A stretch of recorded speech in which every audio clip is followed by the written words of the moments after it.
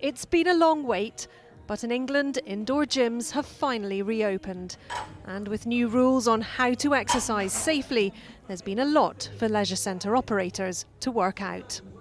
It's a really important piece of work for us to get this kind of demarcation laid out so that customers can see where they're supposed to be, understand that we're doing our part to enforce social distancing. Designated training areas, more space between equipment and advanced booking are all in place here, but social distancing means fewer places in this yoga class and the need to do things a little differently. It's quite nice in yoga to sort of go up and move a shoulder back or something, so I had to kind of stop myself a couple of times. Oh, no, can't do that. Indoor pools have also been welcoming back swimmers. I've got multiple sclerosis, and the freedom the water gives you, and I need it to maintain my flexibility and my strength. And it is an absolute joy to be back here today. You don't know how much I've missed it.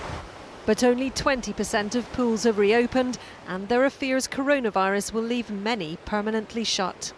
We did some research and we were going to publish this before COVID, and that showed that by the end of this decade we could have lost 40% of our pool stock. This pandemic will actually accelerate that, and we're frightened that some of the older stock will not open at all now.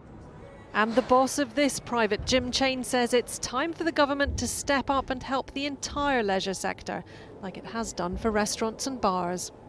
I'm very concerned about leisure centres, about independent gyms and the challenges they're facing. And I've got huge respect for many of those individual people who are either struggling to reopen or reopening today with real uncertainty for the future.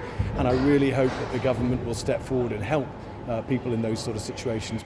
At a time when the nation's fitness is so important, the leisure sector is urging the government to keep it afloat.